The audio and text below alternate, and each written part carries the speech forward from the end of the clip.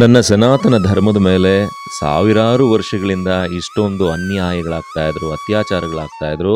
ನನ್ನ ಸನಾತನ ಧರ್ಮ ಸದೃಢವಾಗಿ ನಿಂತಿದೆ ಅಂತ ಹೇಳಿದ್ರೆ ನಮ್ಮ ಜನಗಳಿಗೆ ಅದರ ಮೇಲೆ ಇರ್ತಕ್ಕಂಥ ಪ್ರೀತಿ, ನಂಬಿಕೆ, ವಿಶ್ವಾಸ. ಸಾವಿರಾರು ಜನ ಭಗವದ್ಗೀತೆಯನ್ನ ತಲೆ ಮೇಲೆ ಹೊತ್ತು ತಾಯಿ ವಿದ್ಯಾ ಚೌಡೇಶ್ವರಿ ಹಿಂದೆ ಪ್ರಾಕಾರೋತ್ಸವದಲ್ಲಿ ಭಾಗವಹಿಸ್ತಾ ಇರೋದು ನೋಡಿದ್ರೇ ಒಂದು ಖುಷಿ ಅನ್ಸುತ್ತೆ, ಒಂಥರ ಆನಂದ ಅನ್ಸುತ್ತೆ. ಸ್ನೇಹಿತರೆ, ನಾನಿವತ್ತು ನಿಮ್ಮನ್ನ ಕರ್ಕೊಂಡು ಹೋಗ್ತಾ ಇದ್ದೀನಿ ಹಂಗರಳ್ಳಿ ತಾಯಿ ವಿದ್ಯಾ ಚೌಡೇಶ್ವರಿ ದೇವಸ್ಥಾನಕ್ಕೆ. ಕರ್ನಾಟಕದ KG ದೇವಪಟ್ಟಣ ಅಂದರೆ ದೇವರ ನಾಡೆ ಎಂದೇ ಪ್ರಖ್ಯಾತವಾಗಿರ್ತಕ್ಕಂಥ KG ದೇವಪಟ್ಟಣದ ಆರಾಧ್ಯ ದೇವತೆ ಆಗಿರ್ತಕ್ಕಂಥ ಹಂಗರಳ್ಳಿ ತಾಯಿ ವಿದ್ಯಾ ಚೌಡೇಶ್ವರಿ ಸನ್ನಿಧಾನದಲ್ಲಿ ತಾಯಿ ವರ್ಧಂತಿ ಮಹೋತ್ಸವದ ಅಂಗವಾಗಿ, ವರ್ಧಂತಿ ಅಂತ ಹೇಳಿದ್ರೆ ತಾಯಿ ವಿದ್ಯಾ ಚೌಡೇಶ್ವರಿ ಶ್ರೀಮಠಕ್ಕೆ ಬಂದ ದಿನವನ್ನು ವರ್ಧಂತಿ ಅಂತ ಹೇಳಿ ಜನವರಿ 17ನೇ ತಾರೀಕು ಆಚರಣೆ ಮಾಡಲಾಗತ್ತೆ. ಜನವರಿ 17ನೇ ತಾರೀಕಿನಂದು ಶತಚಂಡಿ ಹೋಮವನ್ನು ಆಚರಣೆ ಮಾಡಲಾಯಿತು. ಹಾಗೆ ತಾಯಿಯ ಪ್ರಾಕಾರೋತ್ಸವಕ್ಕೆ ಮುಂಚೆ 1000 ಭಗವದ್ಗೀತೆಗಳನ್ನು ಬಂದಂಥ ಭಕ್ತರಿಗೆ ನೀಡಲಾಯಿತು.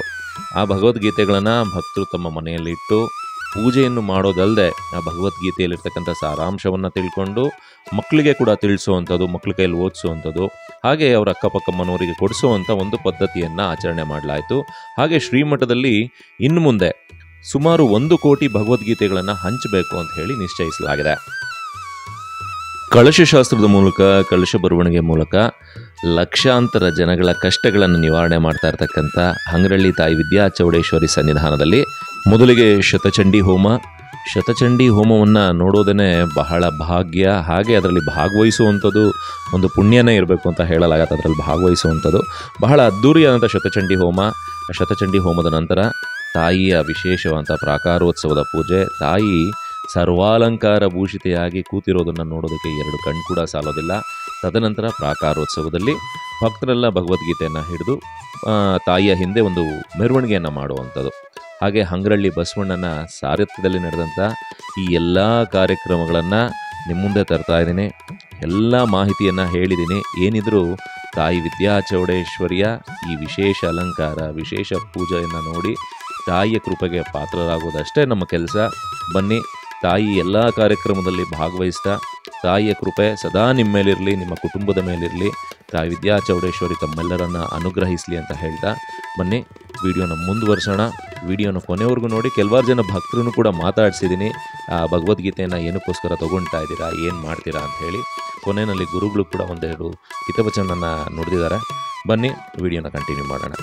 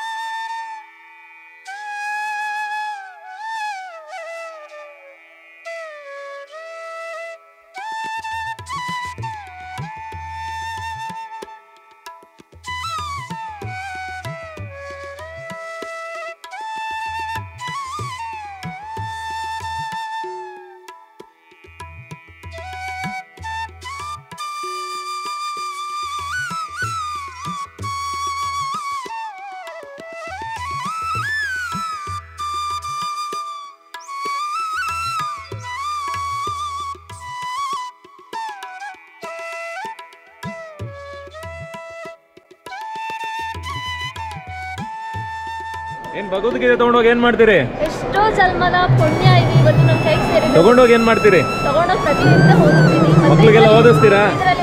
ಸಾರಾಂಶನ ಎಲ್ರಿಗೂ ತಿಳಿಸ್ತೀನಿ. ಹೌದಾ? ಏಯ್ ನೀನ್ ಓದ್ತೀಯೇನೋ? ತಗೊಂಡಿದ್ಯಲ್ಲ? ಭಗವದ್ಗೀತೆ ತಗೊಂಡೋಗಿ ಮನೆಗೆ ಸರ್. ದೇವ್ರ ಮನೆಯಲ್ಲಿ ಮರಡಿಗೆ ಪೂಜೆ ಮಾಡ್ತೀವಿ ಸರ್, ಡೈಲಿ ಓದ್ತೀವಿ ಸರ್. ಅದು ಮುಖ್ಯ. ಪೂಜೆಗಿನ್ನ ಓದೋದು ಮುಖ್ಯ, ಅದರಲ್ಲಿ ಸಾರಾಂಶ ತಿಳ್ಕೊಳ್ಳೋದು ಮುಖ್ಯ. ಇನ್ನು ನಮ್ಮ ಹಿಂದೂ ಇದಕ್ಕೆ ಪಕ್ಕ ಇದೆ, ಓದ್ಬಿಟ್ಟು ಕ್ಲೀನಾಗಿ ಪೂಜೆ ಮಾಡ್ತೀವಿ. ಖಂಡಿತ. ಓದ್ತೀರಾ ಇಲ್ಲ ಗಂಧದ ಗಡ್ಡಿ ಹಚ್ತೀರಾ? ಬರೀ ಓದಿಸ್ತೀವಿ, ಪೂಜೆನೂ ಮಾಡ್ತೀವಿ. ನನ್ನ ಮಗನ ಕೈಲೂ ಓದಿಸ್ತೀವಿ ಸರ್. ಬಹಳ ಶ್ರದ್ಧೆಯಿಂದ ಬಹಳ ಭಕ್ತಿಯಿಂದ ಪೂಜೆ ಮಾಡಿ. ಅದಕ್ಕೆ ಏನ್ ಸರ್ ಏನ್ ಮಾಡ್ತೀರಿ? ಕೃಷ್ಣಂದು ಇದು ಅರ್ಥಪೂರ್ಣವಾದ ವಾಕ್ಯಗಳಿದ್ದಾವೆ ಅಲ್ಲ, ಅದಿದೆ, ಅದೆಲ್ಲರಿಗೂ ಗೊತ್ತಿದೆ. ನೀವೇನ್ ಮಾಡ್ತೀರಿ ಅದೇಳಿ? ಅಷ್ಟು ಸ್ಟಾರ್ಟಿಂಗ್ ಓದ್ತೀವಿ. ಖಂಡಿತ ಓದ್ಬೇಕು. ಓದ್ಬಿಟ್ಟು ಮಕ್ಕಳಿಗೂ ಹೇಳ್ಬೇಕು. ಹೇಳ್ಬೇಕು. ನೀವು 4 ಜನಕ್ಕೆ ಕೊಡಿಸ್ಬೇಕು ಆ ಥರ ಭಗವದ್ಗೀತೆನ. 4 ಜನ ಸಂಘ ಅದನ್ನೇ ನಮ್ಮ ಧರ್ಮವನ್ನ ಬೆಳೆಸುವಂಥದ್ದಮ್ಮ. ಎಲ್ಲಿಯವರು?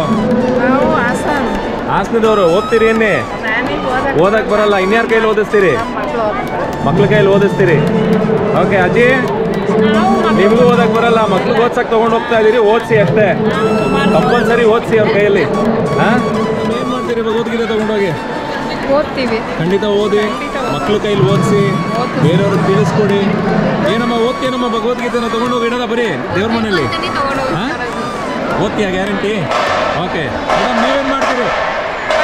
ದೇವ್ರ ಮನೇಲಿ ಇಟ್ಟು ಓದ್ತೀನಿ.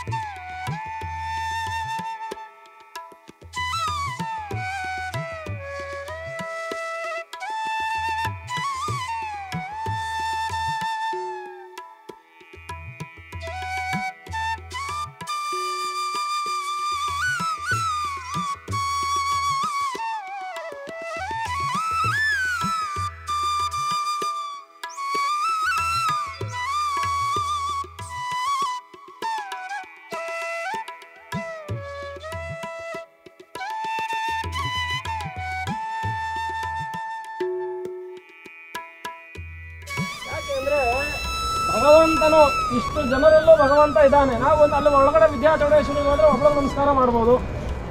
ಇಲ್ಲಿ ಭಗವಂತ ಕೃಷ್ಣನಲ್ಲೂ ಭಗವಂತ ಇದ್ದಂತೆ, ಹಾಗೆ ನೀವೆಲ್ಲರಲ್ಲೂ ಭಗವಂತ ಇದ್ದಾನೆ. ಹಾಗಾಗಿ ನಿಮಗೆ ನಾವು ಸಾಷ್ಟಾಂಗ ನಮಸ್ಕಾರವನ್ನು ಮಾಡ್ತೇವೆ. ನೀವು ಯಾವಾಗಲೂ ತಾಯಂದಿರಾಗೇ ಇರಬೇಕು. ಇಲ್ಲಿ ಶಂಕರರು ಹೇಳಿದ್ದಾರೆ ಒಂದು ಮಾತು, ಏನಂತ? ಒಬ್ಬ ಸನ್ಯಾಸಿ ತನ್ನ ತಾಯಿ ಬಂದು ನಿಂತಾಗ ಏನು ಮಾಡಬೇಕು? ಸಾಷ್ಟಾಂಗ ನಮಸ್ಕಾರ ಮಾಡಬೇಕು. ರಾಜ ಆದರೂ ತಾಯಿಗೆ ಏನೋನು? ತಾಯಿ ಭಾರತಿಗೆ ನಾವೆಲ್ಲ ಏನು? ಮಕ್ಕಳೇ. ನಾವೆಲ್ಲ ತಾಯಿ ಭಾರತೀಯ ಸನಾತನ ಧರ್ಮದ ಆಸ್ತಿಕರಾಗಬೇಕು ಅಂತ ಹೇಳಿ ನಿಮ್ಮೆಲ್ಲರಿಗೂ ವಿಶೇಷವಾಗಿ ಆಗಲಿ, ನಿಮ್ಮೆಲ್ಲರಿಗೂ ಭಗವಂತ ಯಾವಾಗಲೂ ಸದಾಕಾಲ ರಕ್ಷಣೆ ಕೊಡಲಿ ಅಂತ ಹೇಳ್ತೀವಿ. ಅಲ್ಲಿ ಬಸವಣ್ಣ